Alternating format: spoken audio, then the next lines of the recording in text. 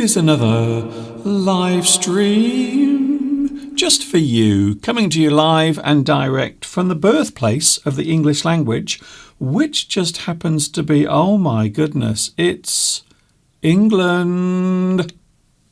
Oh, it is, yes.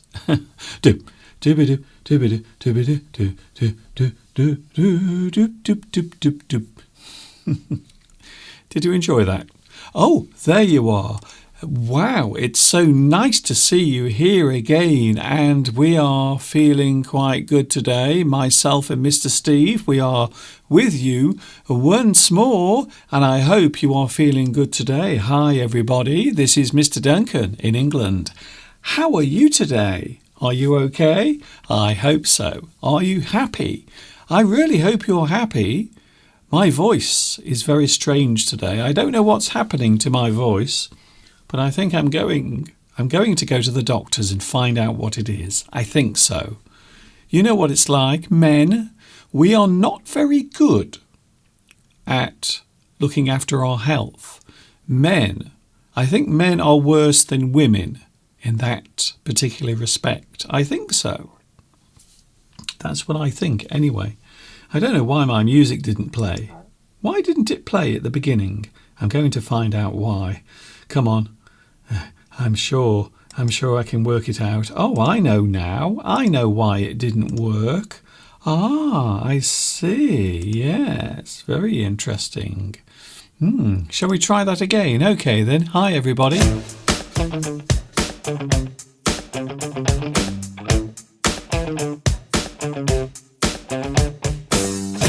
Oh, that's much better. I like that very much. Oh, that's better. Hi everybody, we are back together again.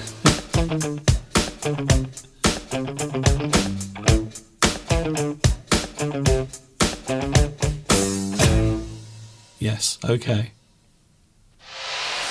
That's better.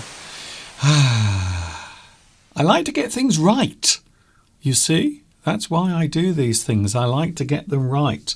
So, now you know what it's all about. It's all about English. It's all about learning English, you see. And it's not just me here today. We also have Mr. Steve as well. He will be here with us at around about 2:30, finding out what is happening in the world of Mr. Steve. And also, of course, this week, for those who know, next week, it's Mr. Steve's birthday.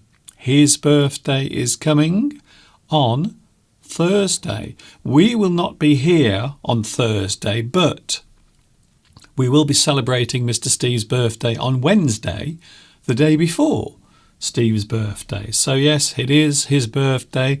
I wonder if he's going to tell us how old he will be. I wonder if Steve is going to tell us.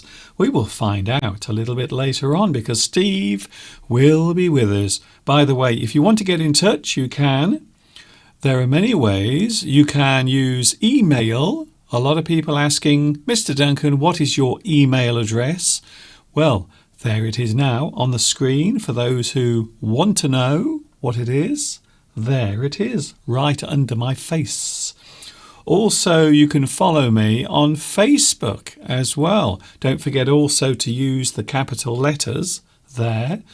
Facebook, lots of people follow me on Facebook as well because, well, you will find out what is happening with my English lessons. And of course, if you would like to support my work here on YouTube, you can also send a donation to me and it will help all of this to carry on. It will help it to continue for as long as possible. So today we have lots of things to talk about. We are talking about control. I think it's a very interesting word and one that lots of people mention a lot because we often think of control when we think of the place where we live.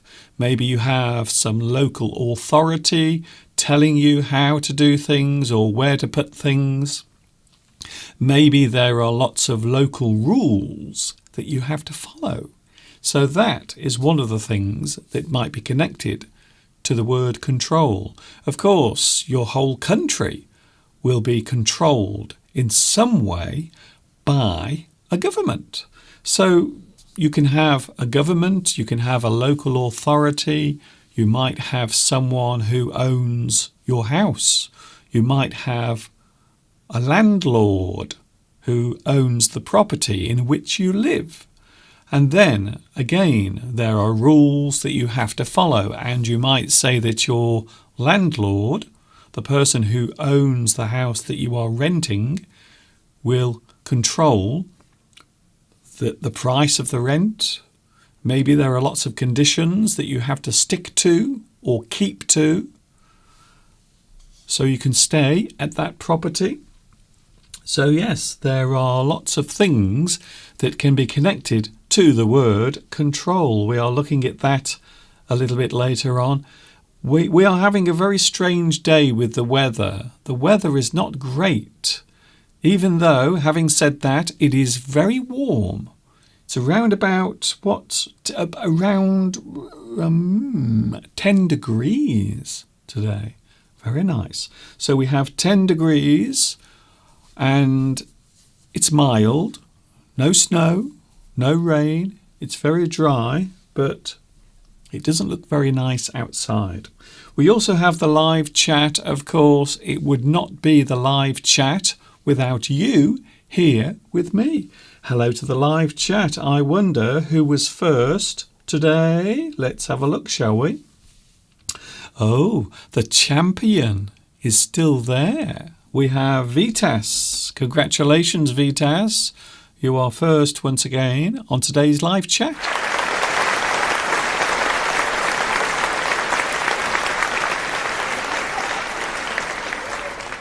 Sometimes I press the buttons and they work, and sometimes I press the buttons and they don't work. I have lots of controls here, things that I have to press, things that I have to move, things that I have to control. So there is another use of the word control. We will look at that later on. We also have Jurshid here today. Paolo. Hello, Paolo. I believe that you are still trying to send me one of your songs. Unfortunately, I haven't received any links to anything that you're trying to send me, so I'm not sure how you are doing it. So I'm trying now to work out a way of you sending your song to me. So I will try to work that out. I'm sure we can come to some sort of solution. As I always say, every problem is a solution waiting to happen. I think so. We also have Palmyra. We also have Double Sash. Not one sash, but two. Tomek is here as well. You will be pleased to hear that we will be playing Fill in the Blank today. We will be doing that hopefully later on. We also have Beatrice. Oh, hello to... He's here again. Luis Mendez is here today. Hello, Luis. How is everything going with your vacation? Is it going well? I hope so. Tomek is here. We also have Zoran. Hello, Zoran. Zoran Lessie. Nice to see you here as well. Lots of people joining in. We also have, who else is here? Mosen. Many of my regular viewers. And of course, you are the reason. You are the reason why I do this. You are quite possibly my reason for living. Besides Mr. Steve, of course. We also have Olga. Hello, Olga. Hassan. Hello, Hassan. Hassan. Hi, Mr. Duncan. I am Mr. Jurshid's teachers, or the teacher's student. So Jurshid, of course, has a class and lots of students in the classroom. And you are one of them. Okay, then you are one of the students. Hello, Hassan. Nice to see you here as well.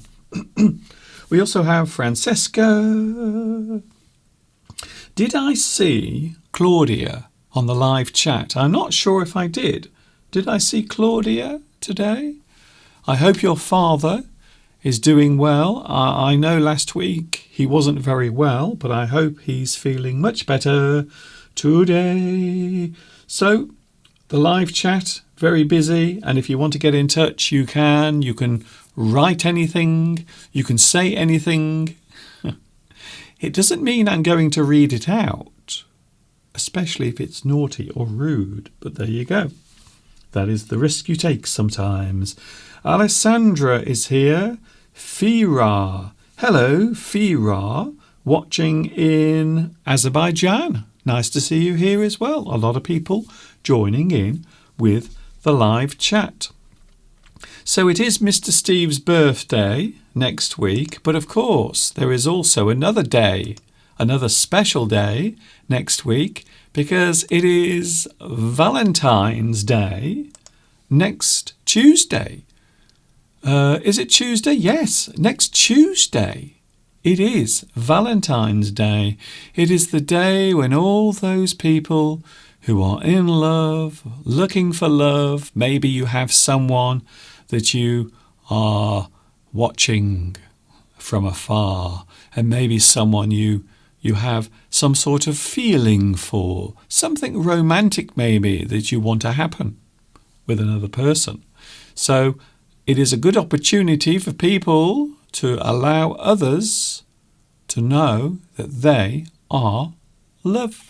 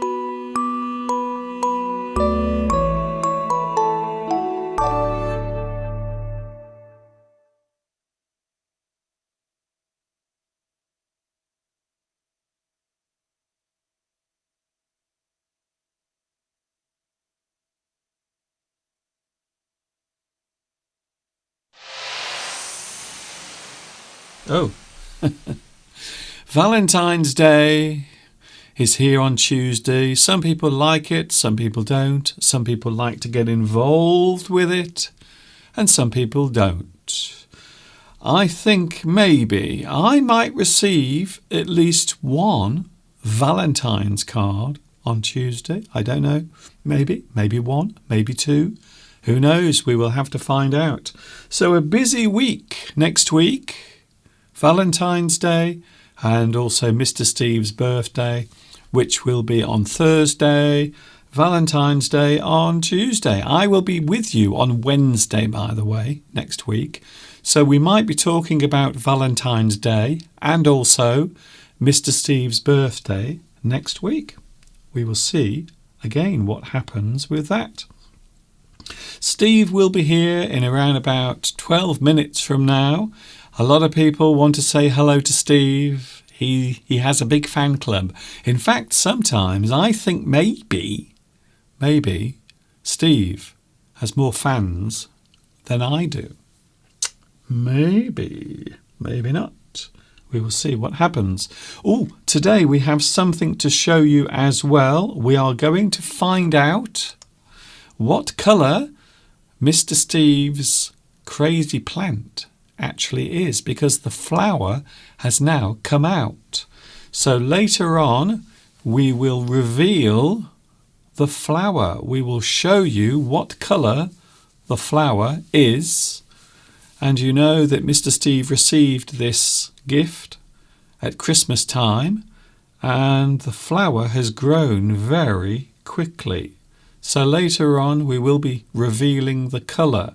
And of course, Mr. Steve was complaining about the gift because he said, I hope it's not white. So what colour will the flower be? Will it be red or white? Find out. later on. Isn't it exciting? Oh, another thing to mention. Steve has been very busy this morning in the kitchen. What has Mr. Steve been up to? I will show you. Well, there he is. In the kitchen, earlier on, Mr. Steve.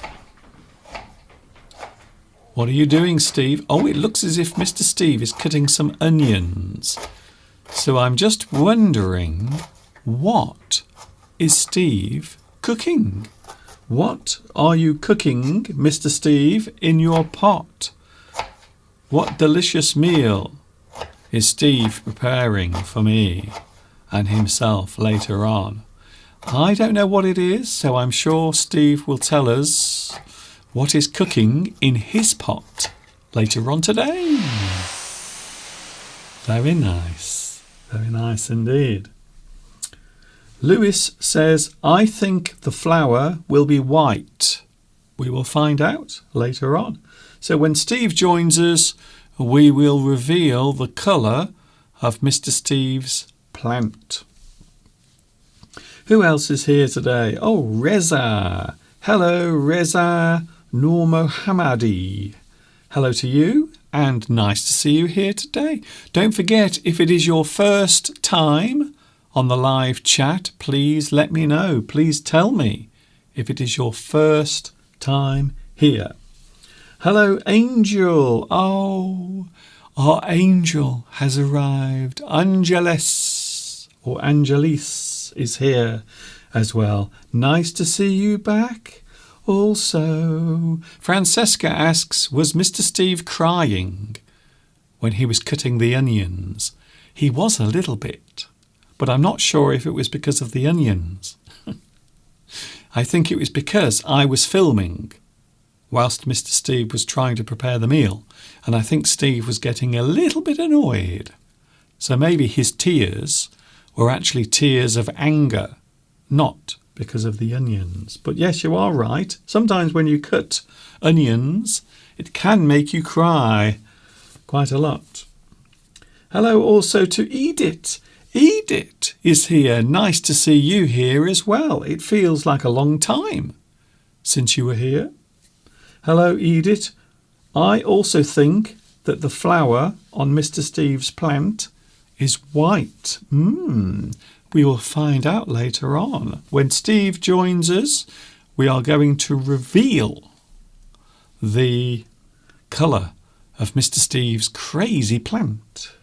We will do that later. Rosa is here as well. Nice to see you here as well. Other things we might be talking about if we have time. Things that you always lose, or things that you can never find. You know what I mean. You have something that you need to do, maybe a task that you have to carry out, but unfortunately you need a certain thing to do it with. But you can't find it. Why? Why is that the case? Why is it so?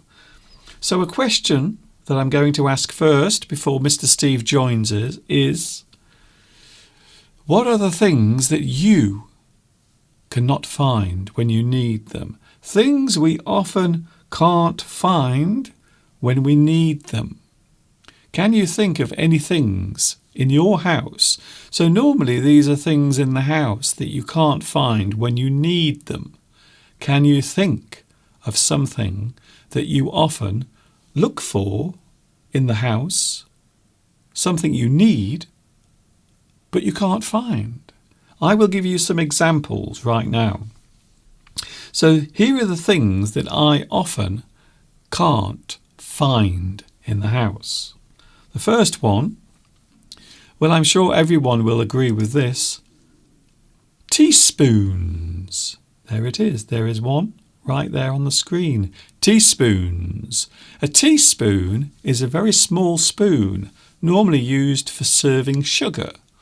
Or sometimes you might use one to eat a certain type of fruit, grapefruit, or maybe an orange. You can use a teaspoon, a small spoon, normally used for serving sugar, or I think you can use it for coffee as well if you use dried coffee. So one of the things that I can never find, and I don't know why, I always seem to have difficulty finding teaspoons. Do you have the same problem? Is there something in your house that you can never find when you need it? And I don't know why, but there never seems to be enough teaspoons in the house when I need them. If you have the same problem, please let me know on the live chat. Another thing that I can't find, even though I know the house is full of them, pens. There never seems to be a pen nearby when you need one. Maybe you need to write something down in a hurry and you can never find a pen, even though you probably have millions of them in the house. But you can't find them. So you're looking everywhere, trying to find a pen. And you know what it's like. Even when you go out, someone might want some details, maybe a phone number or something that you have to write down. And you never have a pen on you. What is it? Why? And I'm sure here in my house, I'm sure there must be thousands of pens in the house. I think so. So quite often I can never find a pen when I need one. Even in the house where I know I have loads and lots of pens. Another thing, and this is something that is specific for here in the UK. Maybe, and you can see here, this is a plug, an electric plug. And this is what it looks like when you open it up. And you can see there is a large object. And that is a fuse. It is something that helps to control the voltage. So maybe if the voltage going through your electrical device is too high or too strong, that fuse will blow. However, afterwards you have to replace it. However, you can never find a replacement fuse. So that is another thing that I can never find when I need one. So maybe if I'm, I don't know, watching television and suddenly my TV stops working, it goes off, quite often I will have to replace the fuse. However, I can never find them. I can never find a fuse. Sometimes what I have to do, I have to find another plug and I take the fuse out of that one and I put it in the one that I want to replace. But then, of course, later, when you want to use that other device, there isn't a fuse in there. So I never seem able to actually find fuses, and I don't know why. Reza, oh, that's interesting. Reza says, I can never find my glasses. Yes, if you are a person who uses your glasses for reading, maybe, then yes, you might use your glasses for reading the newspaper or maybe reading a book. So, something you can't find when you are looking for it.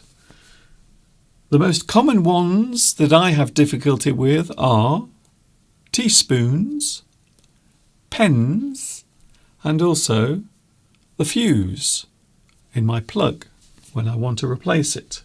Unfortunately, I can't find one. Yes, I think glasses, if you wear glasses for reading, I think it's very easy to put them down and then you forget where you've put them. I think so. Mr. Steve will be here in a few moments. Hello, Derek. Derek says the fuse will control the current, not the voltage. Yes, of course, the force of the electric current. You are right. Thank you very much for saying that. Rosa also has the same problem with glasses as well. Another problem that can often arise when you can't find your glasses. I think you're right. Yes. I don't have that problem, of course, because I wear my glasses all the time. The only time that I might lose my glasses is in the morning when I wake up and maybe I can't find them. And the problem is, if you wear glasses all the time, quite often you won't be able to find your glasses because you don't have your glasses on and everything is out of focus. I think so. Anyway, we are taking a little break. I hope you are enjoying today's live stream so far. We do have Mr. Steve coming up in a few moments talking about his birthday. Ooh. And also Valentine's Day. Both of those things are happening next week. Don't go away.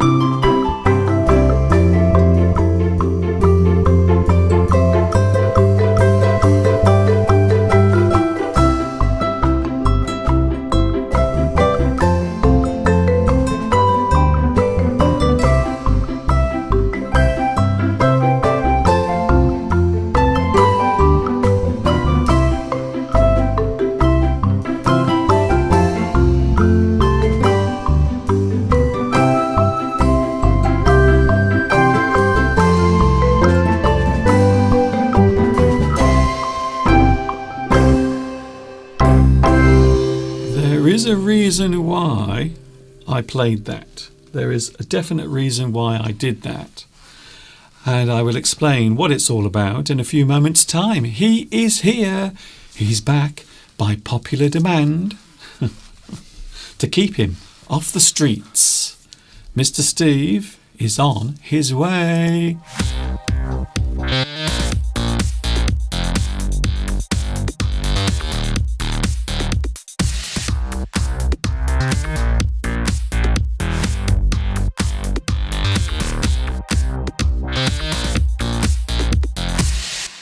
Oh, is that new? I think it is. I think it is something that's new. Here he is. Hello. Hello, Mr. Duncan. Hello. Wonderful viewers from across the world. It's nice to be here again. I just noticed your dimples.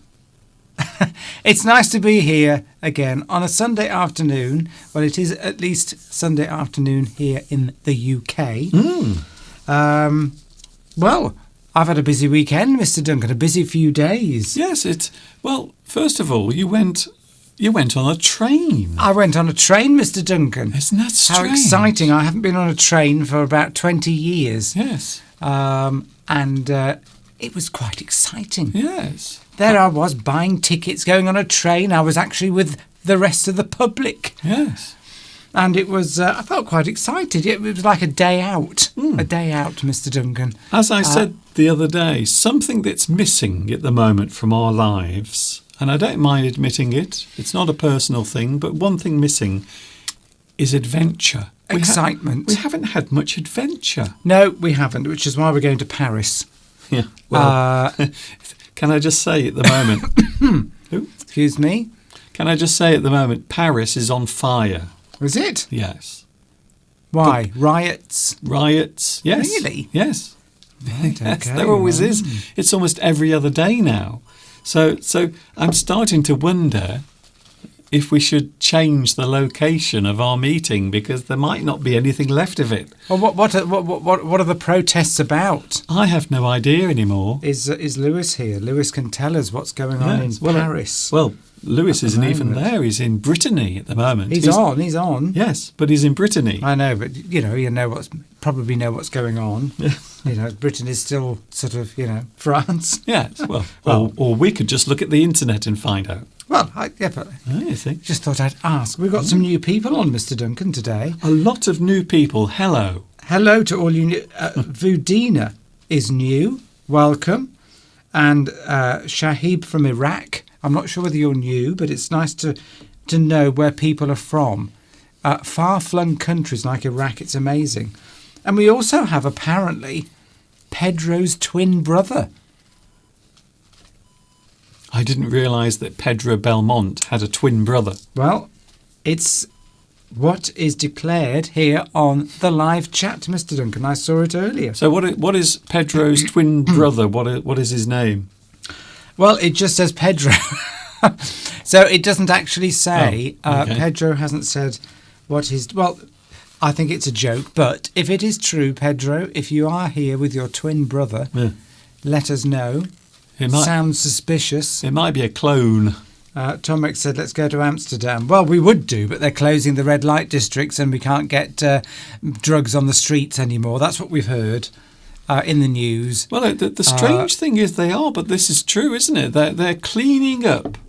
They're cleaning up Amsterdam. And, of course, a lot of people go to Amsterdam to enjoy the daffodils, the canals, but also for the more naughty things as well. But apparently they're going to start controlling more of the drugs and the other things, the ladies of the night and all of that as well. Do they have men of the night as well? Or is it just ladies? I'm sure they do. Right, okay. From the Middle East also we have, I don't know if I'm going to pronounce your name correctly, Qataba. Qataba. Al-Aref, also from the Middle East. So, yes, we've got people from all over. Yes, according to Christina, it's Pedro 1 and Pedro 2. Yeah. I would be careful there. I think someone might be trying to have fun with us. Cameroon, we've got Vudina. Oh, Vudina's from Cameroon. Well, blimey, yes. All over the place. Cameroon, is that Africa? Sure, it's Africa, isn't it? Apologies if I've got that wrong. We've got Middle East, Africa, South America, Europe. Your span is global, Mr. Duncan, which we know anyway. Yes. Can I just say hello to India? And India, yes. India, because, and the reason why I showed the cows earlier on, for a very special reason, because in India, the cow is sacred. It is an animal that is almost worshipped, and it's seen as an animal that's very special. But we have been advised this week by people in India, instead of having Valentine's Day and sending cards and chocolate, what we should actually do, and maybe it is also a good way of relieving your stress, is to go into a field and hug a cow. Give a cow a lovely hug. But will it let you? Yes. I've tried that before. They don't like you getting too close. Well, that is one thing, isn't it? Yes. The problem with cows is sometimes they're not very friendly.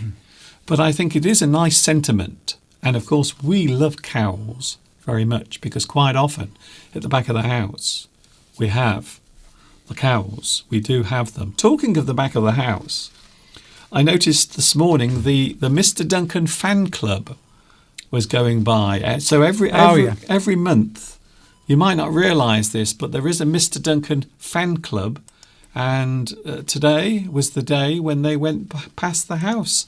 So there they are. So the local Mr. Duncan fan club, they like to come past. They like to see where all the magic happens. Yes, it's funny. They don't seem to want to see me. It's just you they're after. So if I go out there, they say, "Where's Mr. Duncan?" Yes. And they're just not interested in seeing me. For some strange reason, they're all elderly. We're not quite sure why. Well, there's nothing wrong with that. I know, but you'd think a fan club, you'd have people of all different ages. Yes, well. By the way, Vitas. Oh, okay, then, Stick. Can I just carry on? Yeah, carry on, yes, go on then. And some of them are taking photos, so it might be the paparazzi as well, you see. But there they are, look. They're all coming down and they want to have a look. They want to see where the magic happens on the live stream. How exciting. Yes, we that actually held you up from getting ready today because you had to sign all the autographs. I know, they came down to the house and I had to spend 45 minutes talking to them all, signing autographs. It took me a very long time to do that. By the way, Vitas apparently also has a dimple. So you're not alone in having dimples. Vitas did say, I think, he did say which cheek it was on. If you meet up, by the way, I will let you touch my dimple. For a fee? Well, of course, for a fee. Obviously. Yes, of course. So Vitas's dimple is on his right cheek. Oh, I have two. You have one on each, but one's bigger than the other. And the dimples. Yes, for some reason Pedro said you were born with a golden spoon in your mouth. Me? More like a wooden spoon, I would say. No, there was no spoon. It was just my mum's finger. Irene Apraxine says happy birthday to me, but we'll also say happy birthday to you because yours is on the 14th. Oh. Valentine's Day. On Valentine's Day birthday? Yes. Hope you get two presents. I hope you get one from your partner and also one for your birthday as well. Nice. Yes, Saturino. It's warm in the house today. It's warm outside, which is why we've gone for short-sleeved. Yeah. The heating isn't even on. It's actually too warm outside to put the heating on. Yeah. Anyway, with all Mr. Duncan's studio lights, it gets very hot in here. Yes. So that's why I've gone for short sleeves today. Yeah. Spring is on the way. We're feeling happy. We're feeling adventurous. We're feeling positive. What are you talking about? I'm just saying it's on the way. But Steve was having an adventure last week. It felt like it. Yes. So you went to see your sister, you went to have a singing lesson, you had some work done on your car, and then you took a train to where your sister lives, and then you got the train back, and then you collected your car, and it was a long day. I had to get up at 6 o'clock in the morning. And I wasn't there. I was here working hard. Doing something. I had to get up at 6 o'clock, drive all the way to Leamington Spa, leave my car, get a train to Banbury, and then with my sister. Okay, I wasn't going to say where it was, but never mind. Well, that's where my mum used to live, you see. But anyway, there you go. That's what I had to do, and it was fun to do something exciting rather than just stay around here in the house and go for walks and feed robins. Yeah, which is nice, but you don't want to do that all the time. Well, I think a bit of excitement. Yeah, it's just something different. The adventure doesn't have to be a big thing. It can just be maybe a change of scenery. You just go to a different place, and suddenly the world is more exciting. But we haven't done that. We haven't had a holiday for a long time. So we're hoping to put that right this year by hopefully meeting up in Paris, if there is still anything left of Paris. Well, hopefully somebody can tell us what's going on in Paris. We have two people from Iraq, Mr. Duncan. Oh no, we've got somebody from Iran. I mustn't get those two countries mixed up. Shahib is from Iraq. Yeah, don't worry. Joe Biden always gets them confused as well. But Reza is in Tehran, in Iran. So no fighting, please. But it's great to have you here. Hilarious. Great to have you here. Okay, Steve. Here we go. Yes, Lewis is here. Is he telling us what's going on in Paris? Is it to do with are people getting annoyed because of the retirement age maybe coming down? Is that what it's to do with? Yes. Maybe increasing it to 67. Macron. Is that what it's about, Lewis? Is that what the riots are all about in Paris? Somehow I know less now than I did before. Well, Lewis has mentioned something about retirement age, so that's probably why. Would you imagine, Steve, that avocados could be something that people would rob or, in some cases, kill? Avocados? Yes, that's what I just said. I thought you said avocados. No, avocados. Would you... Dear, why do I bother preparing all of this? Oh, yeah. Would you say that avocados are things that people might rob or kill each other for? Well, guess what? The answer is yes. There are avocado wars taking place. I was watching a report last night on the news about apparently during certain times of the year, the amount of avocados that are harvested is absolutely huge, and the demand for them is also great. We are talking about Mexico. In Mexico, the avocado is incredibly popular. Apparently, it makes billions a year. Guacamole. Of profit. But this time of year, avocados are suddenly really popular again. And there is a reason for that, because in the United States, it is, of course, Super Bowl season. Super Bowl, of course, refers to... Is it football? Is it basketball? American football. Right. Yes, so the Super Bowl is taking place, and apparently Americans love to sit down in front of the television and watch the Super Bowl with a big bowl of guacamole. Ah, right. The guacamole, of course, is made from avocados. Which you're allergic to. I am. And they come from Mexico. But apparently there is such a demand. I'm going to cough here.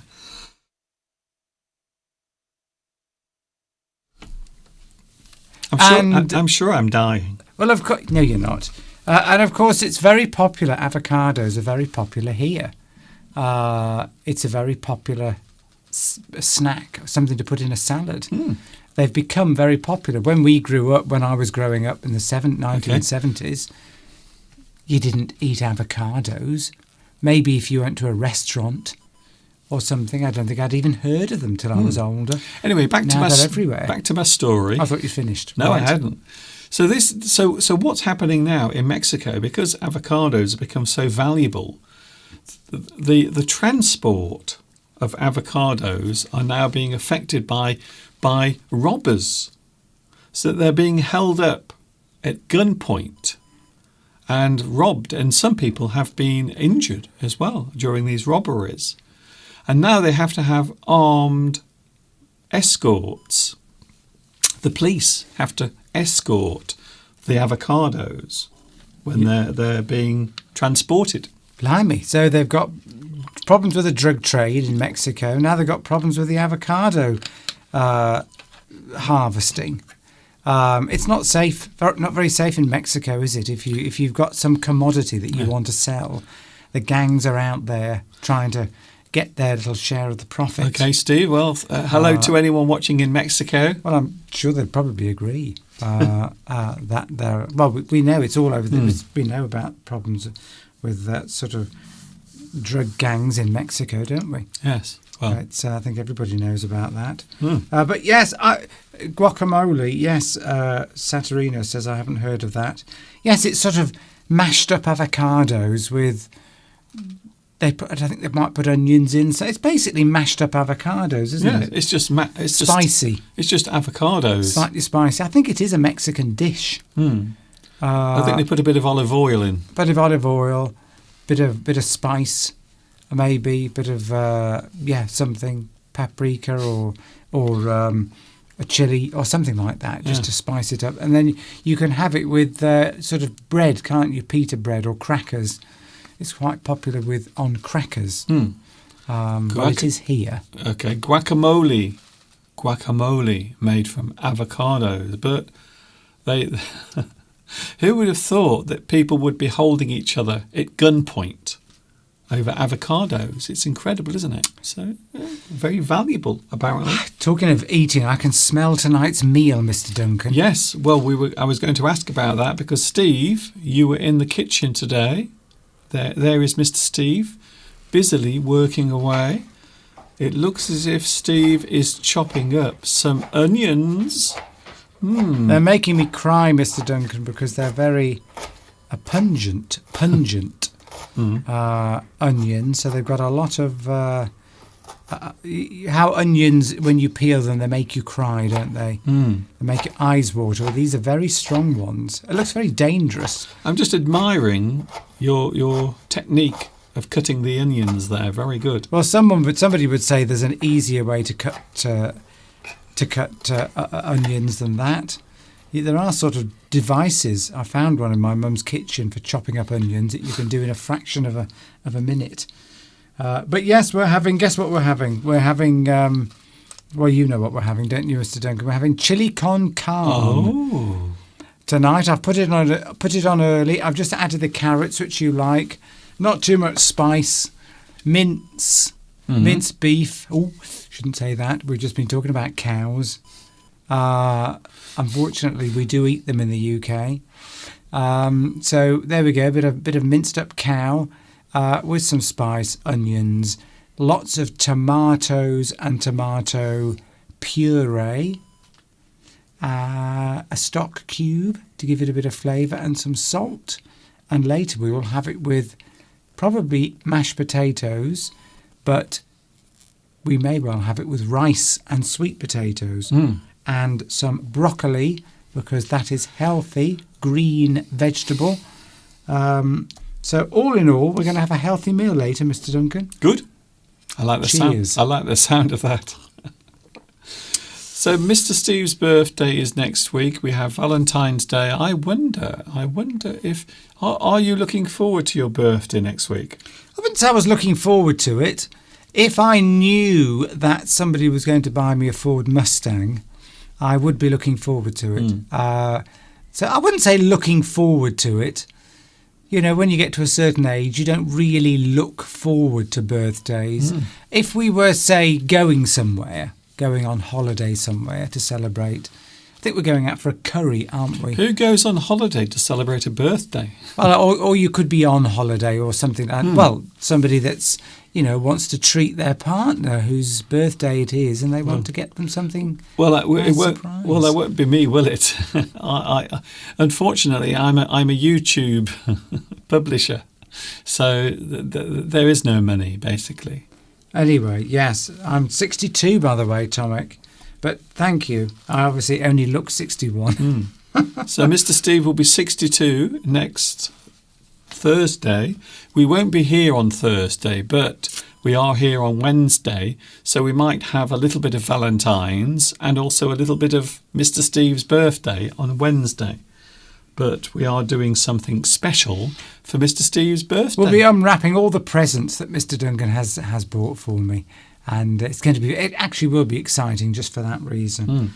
As Pedro, I did promise to read some books. I haven't read anything yet. I'm afraid. Do you know what I'm going to do? I'm going to stop my subscription to a newspaper, online subscription, because it's £25 a month and I'm not really using it. A newspaper? So, a newspaper, yes. £25 a month? Yeah, I'm going to stop it because I'm sick to death of reading What the endless news stories. What the hell is the newspaper? The Telegraph. Oh, for goodness, £25 a month? I know, it's too much just for a newspaper. And I'm not really taking advantage of it, so I'm going to stop that. It's a conservative newspaper as well. I know it is, but I sort of trust the information in it more than I would others. But anyway, I'm going to forget about that because I've discovered that they put all these stories in that are designed to get you to click on them.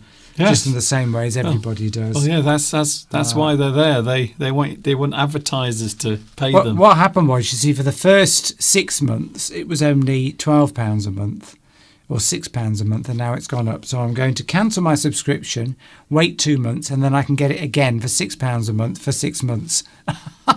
I shall carry on doing it. I still can't believe you're reading the Telegraph. It's right wing. Who would have thought Mr. Steve would be a right winger? Well, I don't know what other papers to trust. I don't want the Guardian, that's too left-wing.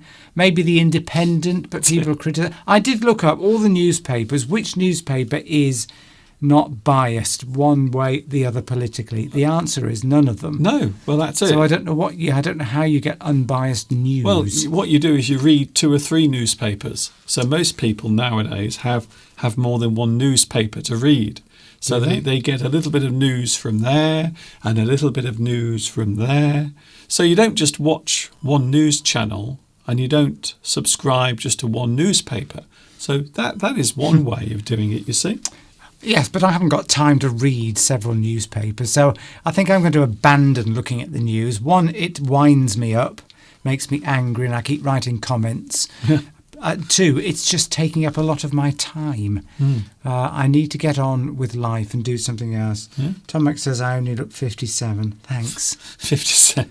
Is that a compliment? I'm not sure. Oh, by the way, we're going to have a look now at Mr. Steve's plant. If you remember, Mr. Steve had a plant given to him at Christmas time by one of our neighbours, and today we're going. What? Today we're going to look at the colour of the plant. So here it is. Here is the plant. The amaryllis. Yes, wait, don't say anything, Steve. I'm not going to say anything now. So here it is. So I'm going to stop the video just as the flower is revealed. Any second now. So stop the video. Yes. So what is the colour of the flower? So Steve was a bit worried because you didn't want it to be white. You said if it's white, it's boring. But if it's red, he will be happy. So let's have a look. Let's reveal the colour of Mr. Steve's flower, because I think it's pretty exciting. We've been watching this flower emerge over the past few days. And the colour is, here it is, it's red. Well, crimson. It's not fully out yet, of course. It's on the way. So by Wednesday, or certainly by next Sunday, we will be able to reveal the amaryllis in all its glory. So it isn't white. So you must be quite happy about that, Steve. And it's not yellow. Yellow would have been better, but that colour is lovely. No, it's lovely. I'm quite pleased with that. Yes, yeah, that looks very good indeed. I think I can't wait to see that fully out. A few people have said that. Darius says Steve is conservative. I knew it. Well, the thing is, I don't actually. I probably am. If I had to define something, if you had to put a label on me, I probably would be. But the thing is, I take views from all sides and then decide which ones I think I agree with or not. And sometimes they're from Labour, sometimes they're Conservative. And this is what annoys me in politics, that people stick rigidly to they pick a side and then they will agree to everything that side does. Well, that's how you vote. your government, though, isn't it? I know, even though you don't agree with a lot of those things, and I want to be sort of flexible to be able to accept, which is difficult when it comes to vote, and then you have to, of course, take a balanced view of which party overall you think is going to be better. These days,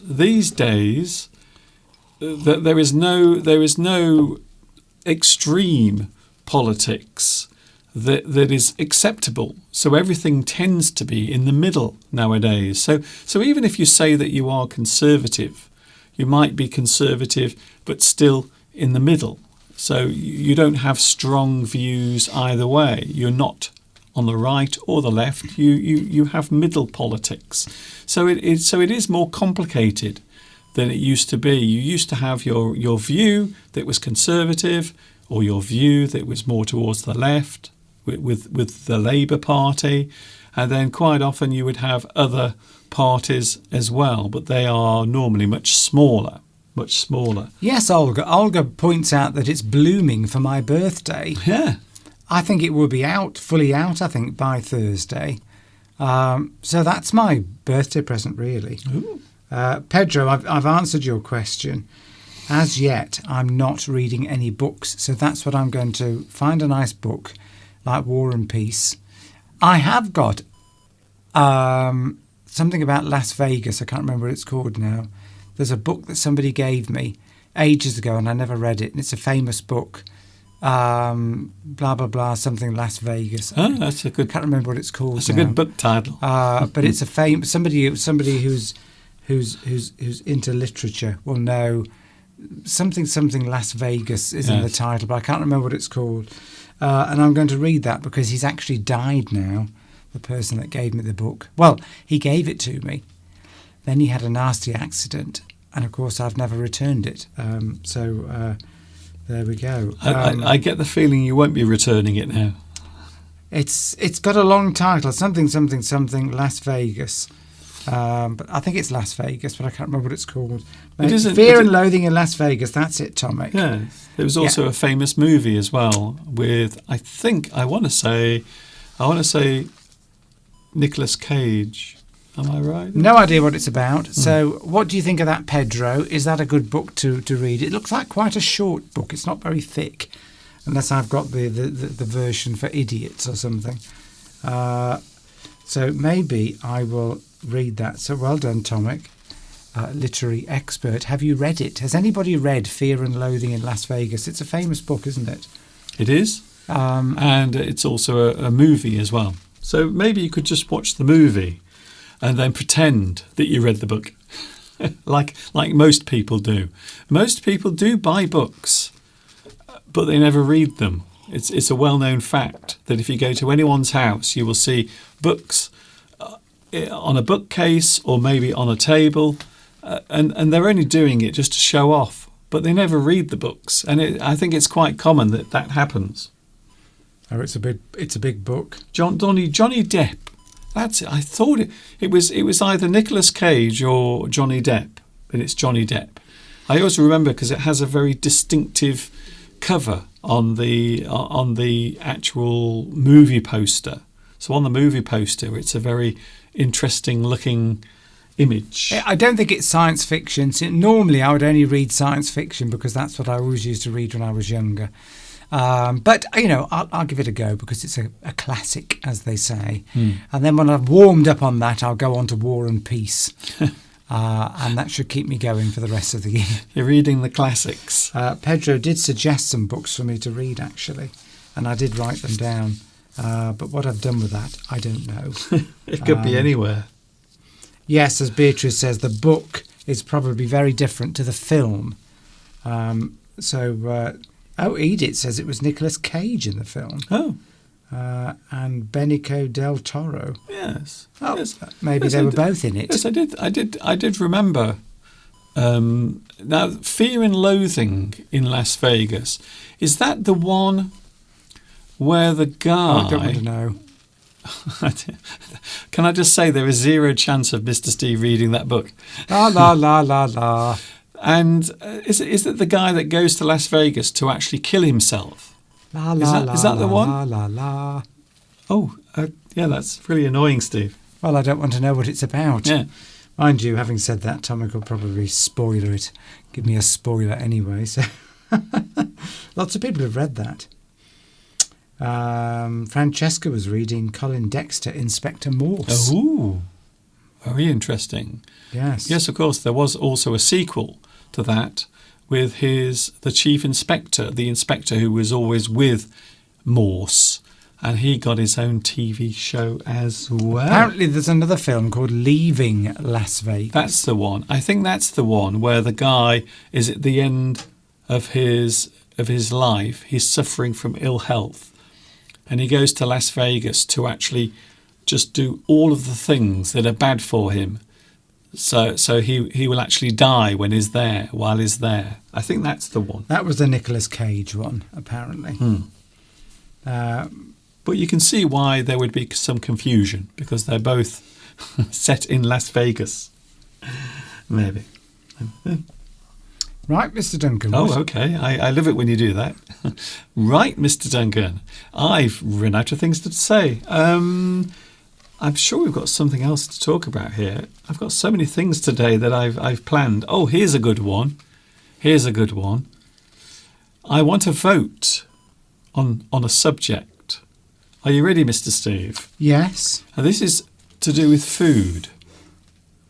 And I'm going to show you two sandwiches, two types of sandwich. And you have to tell me which one is the worst of the two. You mean the one that I would least like to eat? And of course, out there, you can do the same thing if you want. I'm going to show you two sandwiches. So what is the worst sandwich in the world? And I've chosen two because I think both of these sandwiches are really, really awful. Is it A, egg mayonnaise, or is it B, salmon and cucumber? They're both pretty awful sandwiches. What? So, out of those two, because whenever you go to buy sandwiches from a shop, there's always lots of egg mayonnaise left. No one wants them. And also there is normally lots of salmon and cucumber left. And the reason for that is because they always go soggy. They go wet because of all of the cucumber. Because cucumber is a very wet vegetable.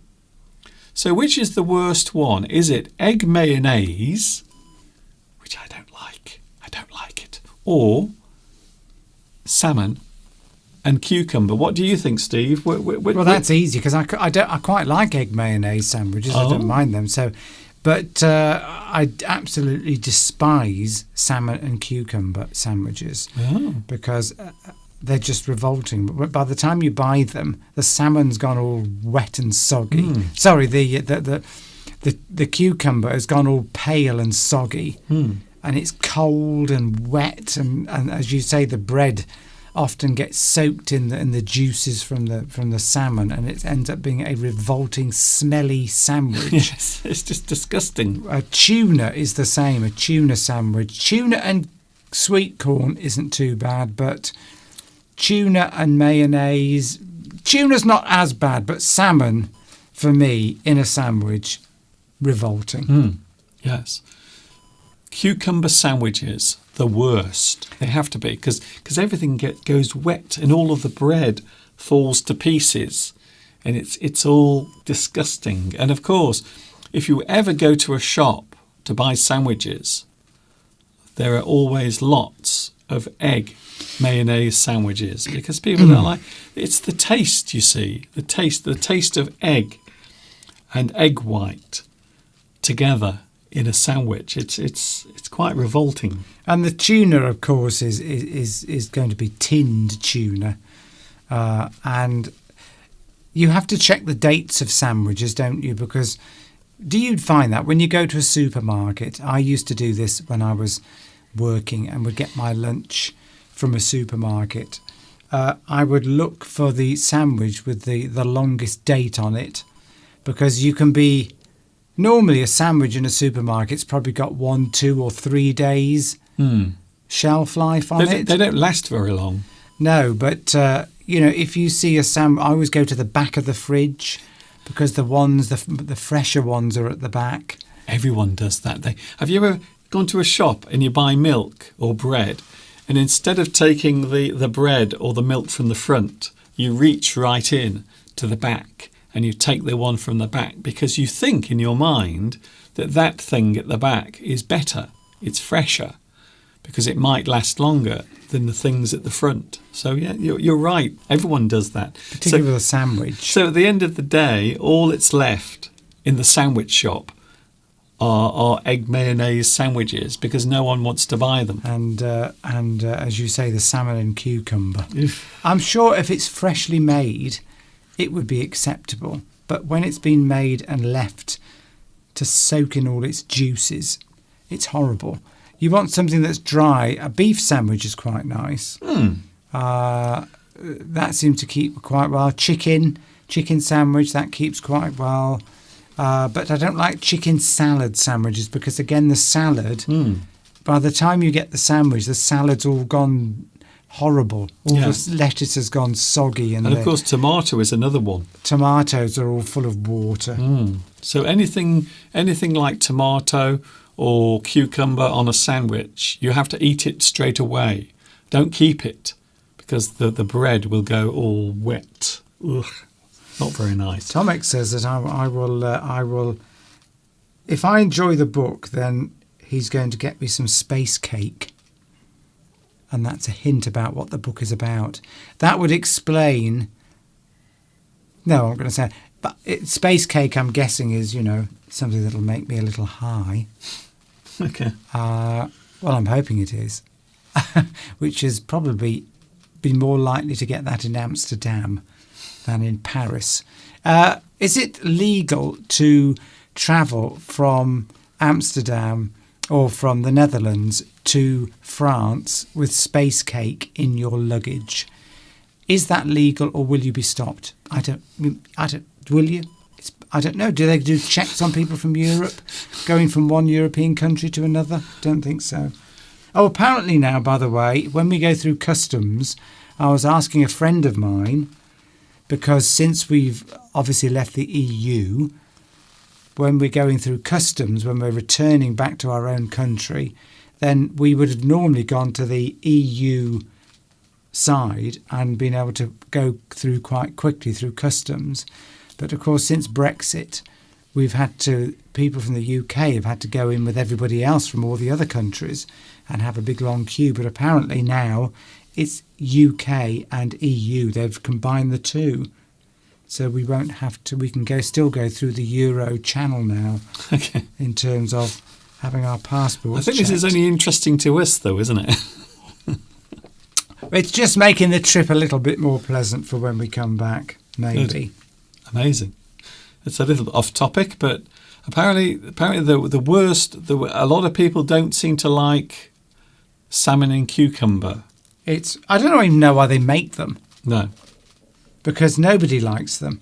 Let's be honest, most sandwiches that you buy in a shop, especially if they come in a plastic box, they might be not very good quality, let's say. You can't go wrong as well.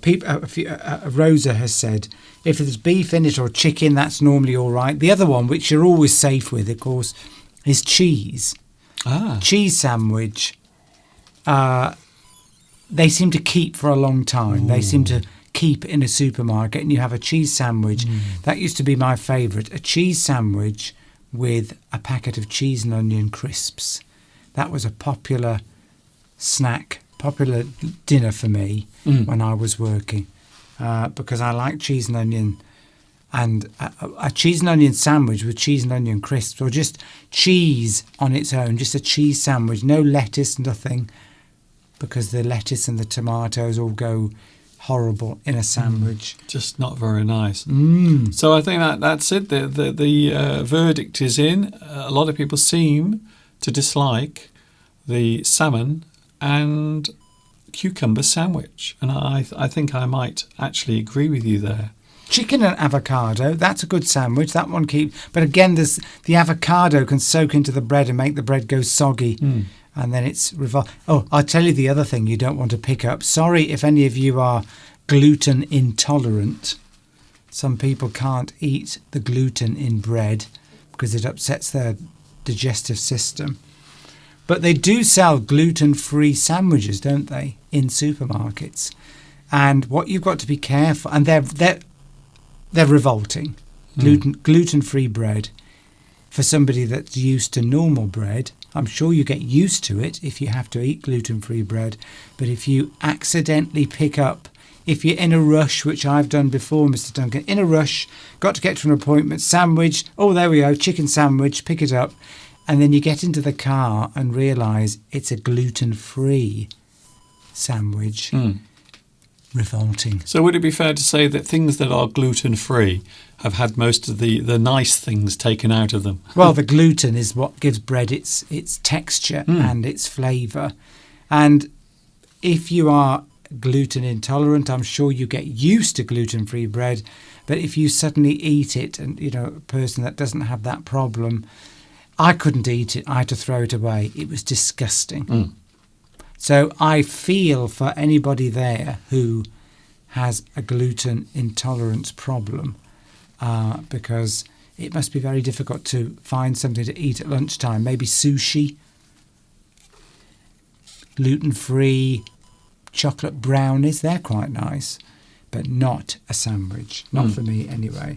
Well, I think we've really, really covered that one quite well. By the way, on Tuesday, a special day for those who are looking for love, or maybe you are in love. Of course, Valentine's Day is coming on Tuesday. It's the time when lots of people fall in love, or hopefully they find the love of their life.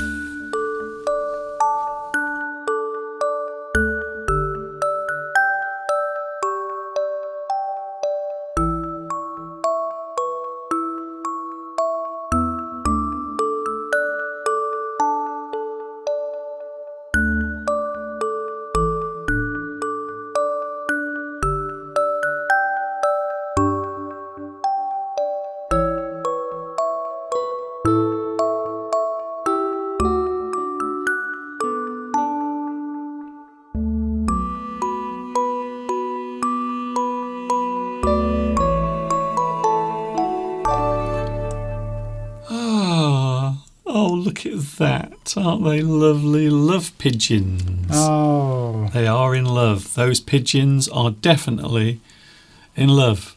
I think it's safe to say. Oh, Mr. Duncan. Oh, isn't that lovely? That's lovely, that is, yes. I'm in the mood for love now. Definitely. Right, Mr. Duncan. Rosa said that never heard about gluten allergy. Lactose, yes, that is true. No, lactose is definitely gluten intolerance, as they call it, isn't a fad. It's a real thing, because I've got several friends that have this. And if they eat bread, something happens to the structure of your intestines. It's like, I think it's an autoimmune disease, if somebody will know something about it.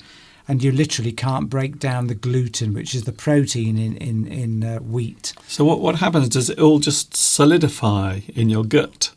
I think you just get lots of cramping, very painful, and even one little amount is enough to set people off. There is a test you can have. They take a biopsy, a little piece out, and then they look at it under a microscope, and the little villi that absorb all the nutrients in the inside of your intestines, sort of they're shrunk down, or they've gone completely. Horrible. But yes, it's a horrible thing to have. And the supermarkets now have big aisles with all gluten-free products in: gluten-free pasta, bread, cakes, cereals. And as you said earlier, it's the worst food imaginable, because all of the loveliness has been sucked out. And of course, there's lactose intolerant, yes. And that's where you just eat dairy or things that have lots of milk or things things like that, and apparently immediately you poop your pants. Immediately? immediately. Well, a Right. short time afterwards, you will poop your pants. By the way, you made a promise last week. I didn't don't you? I don't like the sound of that. You made a promise last week to a Did I? certain person that we would do a certain game Take no notice of that. this week. I hope you've kept your promise, Mr. You Duncan. should know by now. Promises from me are not worth anything. That's true. I should know. Yes, 30 that's it. years. Right. Anyway, I don't know. Mr. Duncan's not revealing that. We are talking about a subject today, something interesting, I hope. We're looking at control, words and phrases connected to control, being in control or using something to control a vehicle or a piece of machinery. Today we are looking at control. Who is pulling the strings? Oh, do you like that? Do you like Right, that? yes. Do you like what I did there? Here we go then. So we have the word control. I'm sure most people are aware of what that word means. The word control can be used to decide the position or the direction of something. So you control where something is. You control where something is going or where it is in relation to other things. So control is a word that is often used when we are talking about giving instructions or maybe the person who is making those decisions. They are in control. We also have some phrases coming up as well. I don't know what's happening to my throat today. Excuse me. Control freak. Have you got that one coming up, Mr. Duncan? We've got one from Tomek. Who is calling the shots? Somebody that's in control. That may be coming up later. I'm not sure. Mr. Duncan might have that one. So if a person is in control, we can say that they have complete authority or power. So we often think of people maybe in work. You might have a manager, a boss who is in control. You might also have a local government or a local authority, a local council. So that's what we have here. Here in the UK we have councils. So each area is divided and those areas are overseen or controlled by small groups of people. So to have authority or power to control, and of course countries, whole countries as well, will have some sort of authority or maybe government, and they control what happens. You could there. say that Kim Jong-un has complete power, complete control over what goes on Yes. in North Korea. You could probably say the same for Putin in Russia and other states like that.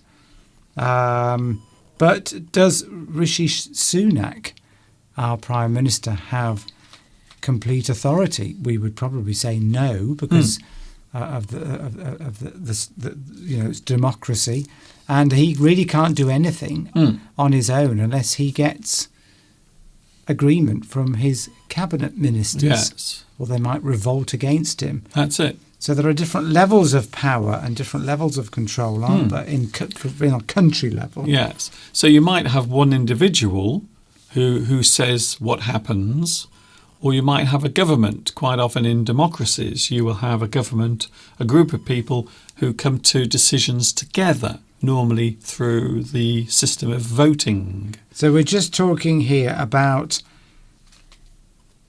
one particular meaning of control in terms of power. So there are other meanings. So it's not just to do with politics. This is just one aspect of it. Yes, we're looking at all of them. Quotaba. We're looking at all of the We're looking things. at all of them. So this is the first one. So if you carry on watching, you'll see what happens next. So to be in a position of responsibility. So maybe at work, maybe in your job, you have a position of authority. Maybe you have to watch all the other people working there, and you have to make sure that they are working hard or they're doing the job that they should be, and you are in control. You have control over the office, or maybe you are a supervisor or manager. So you can be at the controls. I think that's an interesting phrase, at the controls. A person who is at the controls. Maybe a person who is in charge of a certain piece of machinery. Maybe a car. Maybe you are steering a ship, flying a plane. You are at the controls. Controlling. So you are looking at something that is being done in a certain way by a certain people. They are controlling that thing. We might use the word domineering. I like that word, by the way. Domineering. To control, to dominate. So maybe one person is telling other people what to do. I mean, like a controlling person. Yes. Yes. Yeah. So they are a controlling person, or you can say that they are controlling things. So that person who is in authority is telling other people what to do. Of course, you can do it in a very forceful way. You can say bossy. Someone who's bossy is a person who is always telling people what to do. Maybe they are being forceful. So these words are often used negatively. And of course, as I mentioned earlier, the word dominant as well. That person is controlling. Quite often in relationships, you might have someone in the relationship who is controlling the other. Yes, somebody that's got a controlling nature is somebody that likes to make decisions about everything, don't they? I think so. They yes. like to be the one. They like to take responsibility, but it's also a bit about. Yeah, it's also they just for some reason like to have control. It's almost like an ego thing. They cannot, or they just cannot let other people take charge of things. Because they think it might go wrong, or they think that other people aren't good enough to make the decisions. We all know what controlling people are like. Another phrase we can use, to hold in check. So you might be watching something to make sure that it is being done correctly. To hold in check, or maybe to stop something from happening as well. So control can also be used to mean prevent. So you are holding something back, or you are stopping something from happening. To have control over something, for example, maybe a horse. Maybe you are riding a horse along the street. You have to have control. You hold that thing in check. You are making sure that the horse doesn't go crazy and run around and throw you off. And also maybe a bicycle. You have to control that. You are always in control. A car. Yes. A nuclear power station. Yes. Yes, so that's different to being. It's quite complicated, isn't it, in a way? Because you can have control over. You've got control today over the live stream. You're organising what needs to be done. I don't have any control over it at all.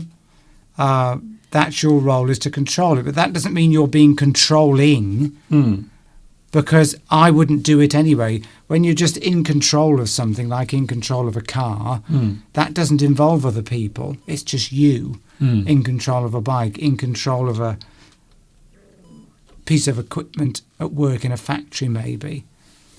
But somebody that's controlling is somebody that likes to boss everybody else around and take charge and make decisions about everything. Yes. I think quite often in authority you find people enjoy having that control. So you might say that I am controlling today's live stream. So I am controlling it. I am operating the equipment. I'm making sure that everything is okay. So I am controlling it. So in that sense, it isn't negative. It just means I'm operating the equipment. Yes. I have control, and I'm using the controls to control the live stream. Oh, now this is a good one. This is referring back to what you said earlier about Amsterdam. The space cake. Yes, the space cake and everything else connected to it. To restrict something can also mean control. Yes, if you restrict something, you are making sure something doesn't happen, or maybe you are making sure, or you are preventing something from being sold, obtained, grown. So there are many ways of using the word control when you are restricting something. Here's a good one. Going back to you controlling the live stream, the word oversee, you oversee it. That's almost like a synonym, isn't it? Mm-hmm. So that's a good one from Tomek. That's a good You one. oversee the live stream. You control it. So you might restrict something, perhaps a controlled substance. So maybe drugs, illegal drugs. We often describe them as controlled substances. So something that is not allowed to be used or grown or bought or supplied, a controlled substance. And of course, maybe you are trying to lose weight, or maybe you have to eat certain types of food for your health. You might have a controlled diet. So that means you have to follow certain rules when you are eating food. As Steve said earlier, people who have gluten intolerance or lactose intolerance, and they have to have a controlled diet. There are certain things that you have to avoid. I suppose another one is diabetes as well. If you are diabetic, you have to have a very controlled diet. There are many things that you can't eat. You have to avoid. And even if you were, say, going on a diet, you wanted to lose weight, you could use the phrase, I need to control my diet. And what you mean is you want to control the amount of calories that you're taking in. So you might not eat certain fattening foods like chocolate or crisps or something like that to try and control your diet. You just need to keep a check on what you do instead of just doing whatever you like. To be at the controls, very similar to what we mentioned earlier, to be in control of something, to be at the controls, to steer or navigate a vehicle. So you are at the controls. You are the person who is operating that thing. I suppose another thing you could say is responsibility. So a person who has responsibility for something, especially if they are in control of a vehicle, or as you said earlier, Steve, maybe a car, a lorry, a ship, an aeroplane. You don't just have control, but also you have the responsibility as well. So quite often with control comes responsibility to steer or navigate something. You are at the controls. Here's a good one to have from Inaki, to have control over one's own life. Oh, yes. That's a good one, yes.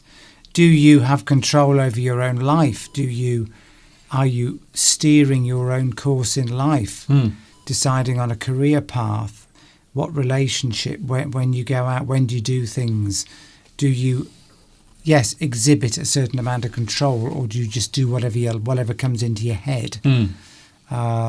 A lot of people would say that you need to have control if you want to achieve anything in life. I think so. Disciplined. Successful people often say that one of the secrets is to have control, maybe control over your own way of thinking. And this is the one. This is where a lot of the problems start with most people. It's up here in the old brain box. So having control over your thoughts or your feelings, or maybe to give yourself more motivation to do something. So quite often when we talk about mental health, control is often in there. It's often part of that process, because sometimes you have to take control over what you're thinking or how you behave. So I think controlling in many ways can be referring to all sorts of aspects and parts of your daily life. Zershid asks, do I take control of anything in the studio? Well, the only thing I'm really sort of in control of is the live chat. I'm sort of in control of that, aren't Yes, in the fact that you're just looking at what's on there. I'm looking at it, but I don't control any of the equipment or the content, really, apart from what I'm just saying. Mr. Duncan's controlling all the equipment, setting up the computer, the lights, all that sort of thing. I don't do anything in the studio as such. Ground control to Major Tom, says Darius. There we are. This is it. I didn't know you've got a camera there, Mr. Duncan. A lot of people ask about behind the scenes, so there you can see what it looks like when we're on doing our live stream. This is what the studio looks like, and all of it is under my control. That's all I'm going to say about that. Definitely, I wouldn't be able to have any part of that whatsoever. Control freak. Oh yes, yes. Well, you can explain that. Tomek put that up earlier. He's since retracted it, but it was too late because I'd written it down. Okay. Control freak. Yeah, that's somebody going back to when we discussed about somebody having control and somebody being always taking charge and always making decisions all the time and not letting other people make up their own minds. A control freak is somebody that literally wants to micromanage. That's another phrase. So they want to be in control of everything. Every aspect. Often in relationships that's used. Oh, he or she's a control freak. So they want to decide what you wear, maybe. Where everywhere when you go out somewhere, they want to decide where they're going to go. They won't accept your suggestions. Then they might say, "Oh, are you going to wear that shirt with those trousers? I think you should put a different shirt on." Or or the shoes. Are you going to wash your shoes? Are you going to clean your shoes before you go out? Or everything that you do. So we have is controlled. A controlling person. There it is on the screen. An overbearing person, maybe a person who is bullying or domineering. I don't know about us. I think with us sometimes you're more dominant and sometimes I am. I think it really depends what we're doing at the time. Yes, but yes, a control freak. You can have a boss that's a control freak. They're always micromanaging everything you do. Micromanage means that everything that you do, they will look at. So, for example, I used to be in sales, so I might be given a sales target, but then the boss might say, "Well, how are you going to achieve it?" And I'll say, "Well, I'm going to see these customers." Okay, so what are you going to say when you go into those customers? Everything down to the smallest detail. A micromanager, and there's nothing worse than having a micromanager as a boss, particularly if you've been doing that job a long time. Yeah, it shows a certain amount of people that are control freaks. Micromanagers are basically probably quite insecure people because they don't trust you to get on and do it yourself. Or maybe they have little confidence in their employees as well. So it can happen sometimes. I've worked for people in the past who've been in a position of management, but they always feel as if they have to keep asserting or showing that they are the manager or the boss. So quite often they will start to be too much in control, or maybe they start to try and control everything. But I think the secret of managing, the secret of being a manager is sometimes to take a step back and see what people are doing and how well they can do those things, instead of constantly telling people what they should be doing and how they should be doing it. So in relationships, you might have a controlling person. We can use something as well, can't we? We can use a device or a button. I have something here. I've never showed this before. I'm going to show it you now. There it is. Look at that. So that is what I use, one of the things I use to control the live stream. and it's a very useful device. So that is a control. It is something that I can use to operate some of the equipment here in the studio. So it can be a device, maybe a button that you press. I know you love this, don't you?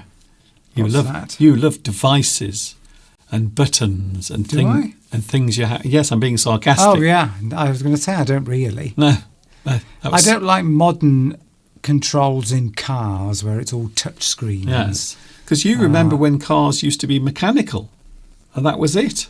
Well, buttons with buttons on the dashboard. Yes, but I mean, now it's all computerized. Now cars have microchips and processors, but when you were driving a car, it was basically open the door, turn the key, and there you go, off you go. But now sometimes it's lots of things you have to remember or think about before you can actually drive off. You can have the wheel of a car, the thing that actually steers the car or controls it. And then there is a joystick. So we're talking about a control here. Yes. Something that you would call a control. That's it. So this thing is a noun. You're using it to name something in particular. So the device is the thing. The button, the wheel, the joystick. They have a joystick normally in an aeroplane, or if you play computer games, or a TV remote. The most annoying thing that exists in the house is the remote control. You either can't find it or it's everywhere. You have this habit, don't you, Steve? Steve has a habit of leaving the remote control for the TV on the seat where I sit. And every time I come in to sit down, I have to move the remote control because Steve has left it there. Yes, so the steering wheel on a car controls the steering. The accelerator controls the speed of the car. The brakes control the braking. The brake pedal controls deceleration in the car. Yes, there are, as you say, TV remote control. Lots of things you can call a control. Something that when you do something to it, something happens to the bit of equipment that it's on. Could be controlling speed or anything. Moving on, we can have phrases. For example, you can say that someone is in the driver's seat. If a person is in the driver's seat, it means they are in control. They are in the position of being in control. That person is in the driver's seat. So it doesn't necessarily have to be in a car or a vehicle. It can be anything that you are in control of. So is that an idiom then? It can be used as an Yes, it's a phrase or idiom. So you are using it figuratively to mean that that person has responsibility, or maybe they have control. They are in the driver's seat. Here's another one. Or you can have a back seat driver, can't you? That would be another somebody who's a bit of a control freak, a back seat driver, because that's somebody that sits in the back of the car and tells you how to drive the car, what speed to go, where to turn, everything. They're annoying, so that's a bit of a synonym as well of a control freak, a back seat driver. And we all know people that sit in the back of your car and or even in the passenger seat and tell you that you're not going fast enough, you're going too fast. Your mother used to do that. Well, she wasn't too bad, but yeah. Another phrase, to be at the helm. You are in control. We often think of the helm when we're talking about ships or a boat. You're steering the boat. You are controlling a boat. I've never actually controlled a boat, ever. I've never tried to control or steer a boat. I think it's actually quite hard to do. So to be at the helm means that person is in a position of control. Usually, like a CEO of a company, that's when you refer to somebody at the helm of a company, that's usually somebody, the most important person. like a CEO, senior director, the main person that's in charge of the company would be described at the helm. Here's another one. Oh, no, I like this one. Hold the fort. If you hold the fort, it means you are in control for a short time. Maybe you are a substitute. Maybe you are standing in or taking over from someone else for a short time. So maybe you are in control, but only temporarily for a short time. You hold the fort. So maybe the manager goes out and he says, Mr. Duncan, can you hold the fort? Can you take control whilst I'm away? You might say to me, I need to go to the toilet. Can you hold the fort until I come back? And that will mean that Mr. Duncan wants me to carry on with the live stream. Yes. But only for a short period of time, because he knows that I wouldn't be able to do it for long. That's true. Here's another one. In science, and this is right up Mr. Steve Street. This is because you used to do all this. You used to do all of this stuff. Scientific control. A thing used to compare or prove the efficacy. That's a great word, by the way. Efficacy of something. Yes, a control is it tests your equipment. So you have a range of, particularly I used to use it when I worked in the hospital labs. We used controls which were, say you were measuring something in some blood, like an electrolyte, for example, sodium or potassium levels. To make sure your equipment was working, you have to test it with these control samples that have carefully measured exact amounts of the substance that you want to measure in them, so that it will say on it exactly what the concentration of that reagent is, and then you measure it on the machine, and you can adjust the machine if it's not giving you the right result. And then when you put your actual sample in from somebody else, you know then that it's accurate. So it's a control. It's something that tells you that your equipment is accurate. Another time, of course, is when you're testing drugs or a new medicine.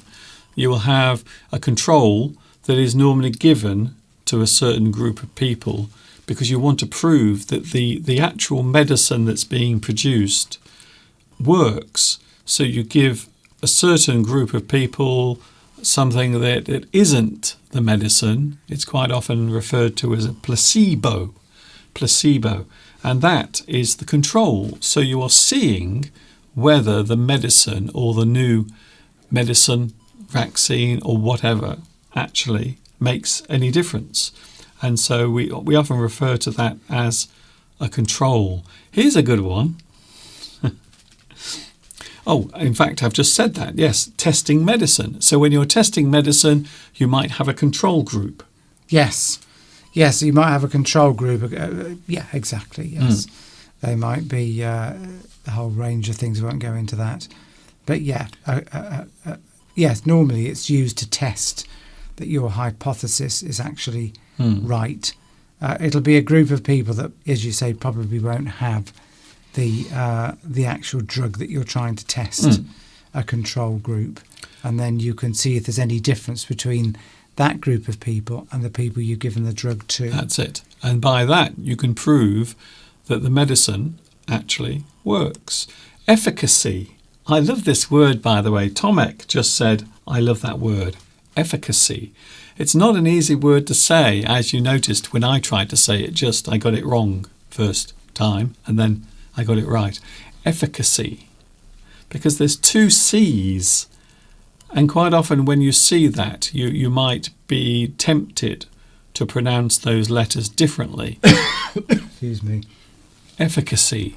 Yeah, efficacy means does the drug actually work? Is it actually producing the effect that you want? So with a vaccine, for example, say a flu vaccine, you give a flu vaccine and you have to test that vaccine to see, but it could be any drug, it could be a heart drug as well. Does that drug actually work and how well does it work? You usually put a measurement against efficacy. It could be a percentage or a certain reduction in, say, a blood pressure tablet. What's its efficacy? So, in other words, how much does it reduce your blood pressure by at a certain dosage? Or if you give a vaccine, how many people will be protected against that vaccine if they were exposed to the flu virus? And you might put a measurement on that, 70%, for example. Anyway, moving on. So efficacy, it might be a word that you've never heard before. And it's also used, it can be used in another way, sorry, Mr. Duncan, as well. No, go on. It's all right, Mr. Duncan, carry on. Okay. I won't go into that one.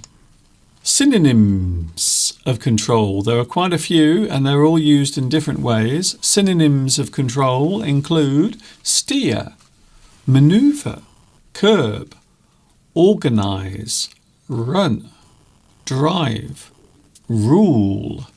In that sense, it means you are controlling a nation or a government. Or finally, order. So control quite often can mean order. So everything is operating or moving, or everything is happening the way it should. It is all under control.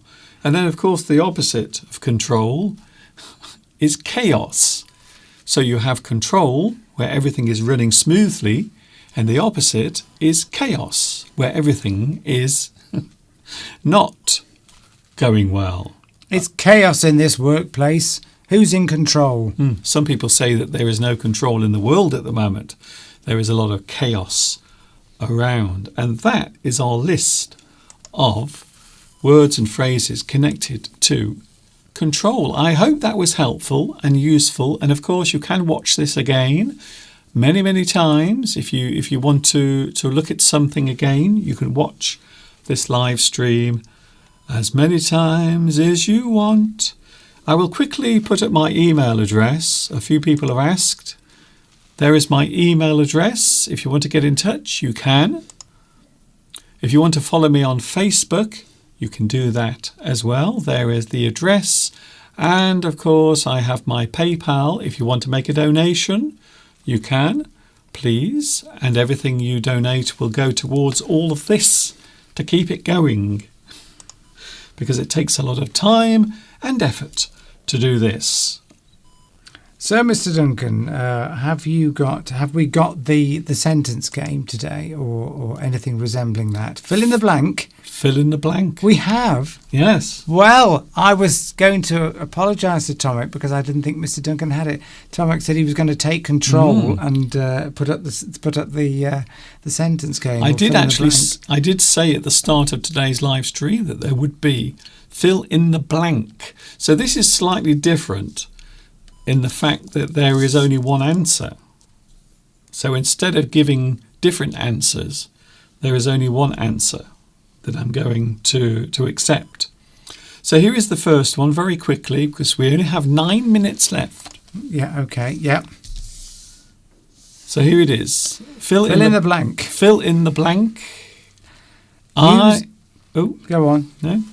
What are you going to say? No, that's right, you go on. No? So? Take control, Mr. Duncan. I'm trying to.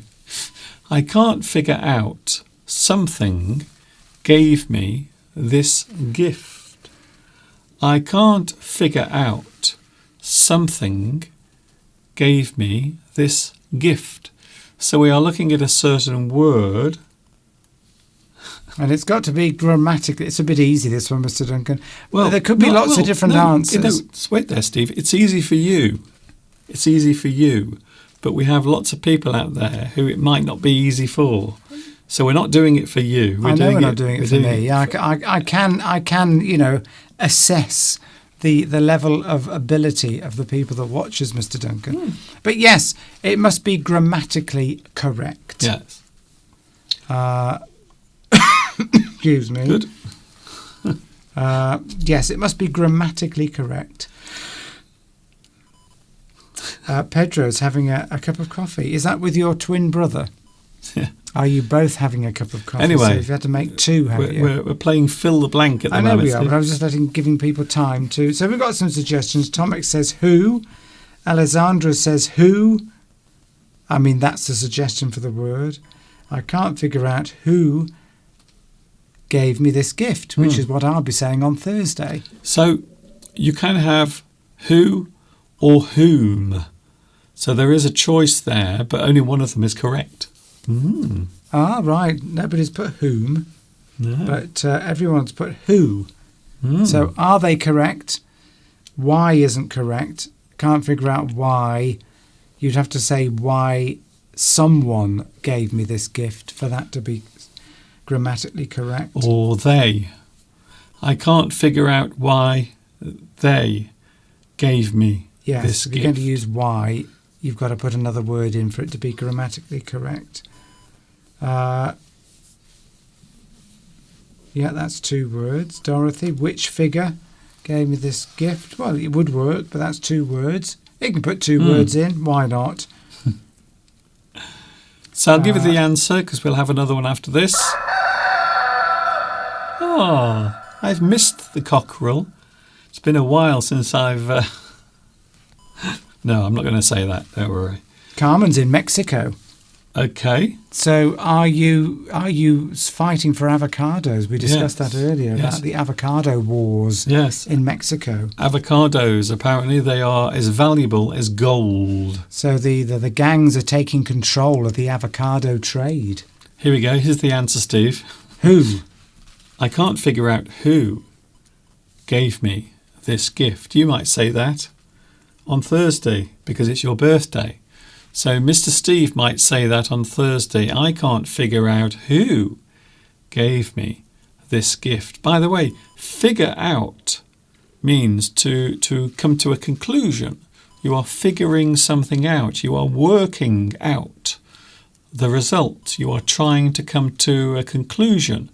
You figure out something. So in this sentence, they are actually saying, I don't know. I'm trying to guess. Work it out. I'm trying to work out who gave me. So this. what about whom then, Mr. Duncan? Well, you don't use whom in that particular sentence. You often use whom if you are directly talking to someone. So quite often, to whom am I speaking during a telephone call, but you don't know who the person is. Although nowadays a lot of people just say who. But that is the basic rule there. Is it formal English you use whom? Yes. That's what Lewis has said. Okay, Steve. Tomek said subject to use who and object to use whom. Is that right? Yes, if it's a person, if it's the person, you don't know them. They are not there. So you are speculating. You don't know who it is. To whom am I speaking? You see. So I've just literally said what the answer But is. you probably wouldn't use whom. You don't have to use whom, do you? You can just use who. Yes. all the time. Nowadays everyone uses who. Nobody uses whom. No. It sounds too pretentious. Yes. So there is a rule, but you don't have to really use it. You can just use who. Yes. Certainly, that's a good indication of how English has changed over the years. Thank you, Christina. Here we go. Dogs can get lonely when something owners aren't home. Dogs can get lonely when something owners aren't home. Well, Francesca's very quick and said there. Their.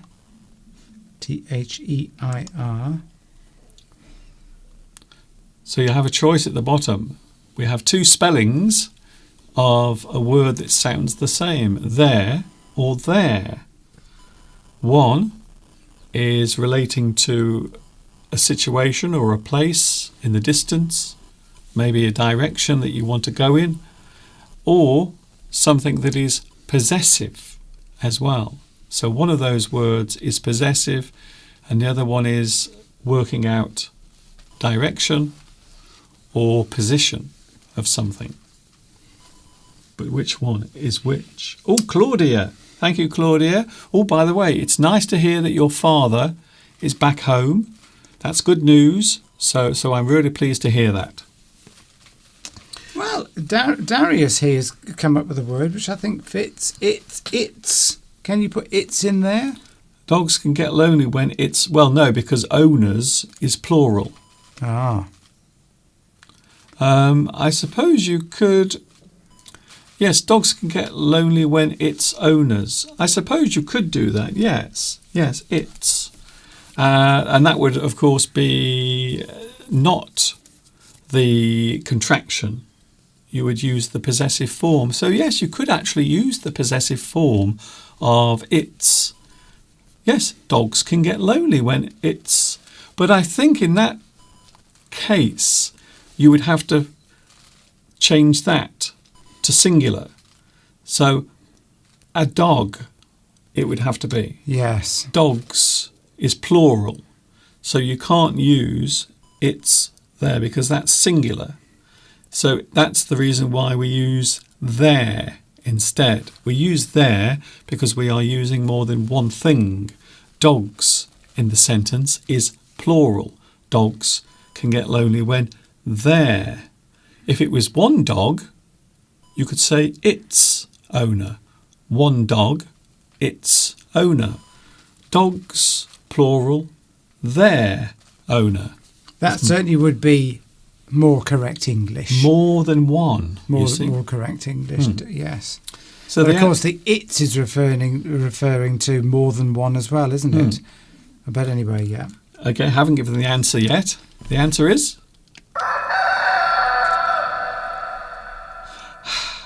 The answer is their. Yeah. Possessive.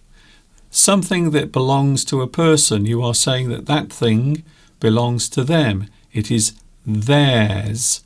Their. It is their dog or their car, their house. It belongs to that person.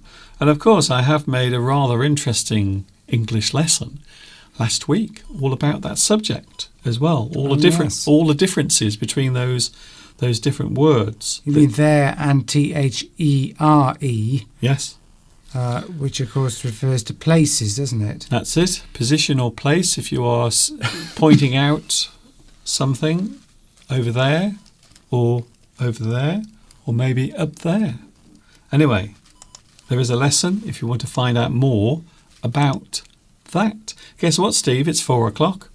It's 4:00, so we've done a short fill in the blank today, but I'm sure it's made Tomek happy and hopefully other people as well.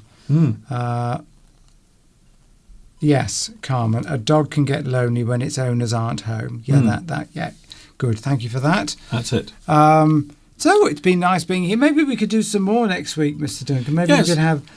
Shall we promise to do more fill in the blanks next week? We will do fill in the blanks, and I will give you the opportunity next week to put your own suggestions. So we will do it the way we used to before. It's time to say goodbye.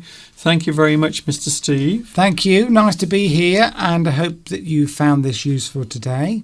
Been quite a few people watching today, which is always very encouraging. So please give us feedback. You'll see us both here again on Wednesday. Wednesday, don't forget, it's the day after Valentine's Day, but it's the day before Mr. Steve's birthday. Oh, so we will see what happens then. Will I be covered in hickeys all over my neck, do you think, on Wednesday? Hickeys? What do you mean? Well, when somebody kisses you very aggressively on your neck. Oh, I see. Like a love bite. You get a love bite, a hickey, as they call it. And I always remember once going out with my boss, was coming out with me for the day. It's nice to recall moments in the past when you've had a passionate night with somebody. And my boss came out with me and I had a hickey on my neck and I thought I'd disguised it, but she noticed it. Can I just ask you a question? Yes. Where did you get the hickey from? Well, Mr. Duncan, it's time to go and put the kettle on. It was before we met, I expect. Okay. Well, But expect to see lots of hickeys what a on Wednesday. what a dramatic way to end today's live stream. That's it. People like a little bit of gossip. Now I want to find out where Mr. Steve got the love bite from and why I didn't notice it. I think you were in China at the time. Oh, anyway. okay. Well, in that case, I think I had a few love bites as well, but not on my neck. Well, I hope that many of you get lots of love bites, or hickeys as we call them, Yes. on Tuesday, and maybe you can send us pictures, and we can show them. Okay. That would be nice. Right, I'm going to put the kettle on, and I'm hungry. So see you all on Wednesday.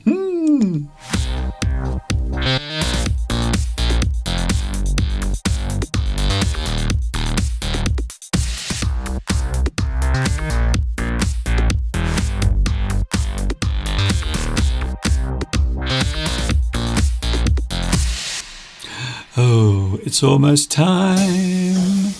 It's almost time. It's almost time. It's almost time to say goodbye.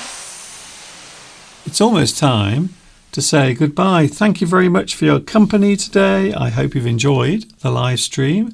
I hope my voice is better on Wednesday. I have no idea what is happening at the moment to my throat. I hope it's nothing serious. That's all I can say. I will see you on Wednesday, 2 p.m. UK time is when I'm back with you. And of course, until the next time we meet here, I hope you enjoy the rest of your day and have a good Valentine's Day as well, wherever you are in the world. This is Mr. Duncan saying, keep watching. Wednesday is when we are back. You can watch this live stream all over again as well. And of course, until the next time we join here, as live can be. You know what's coming next. Yes, you do.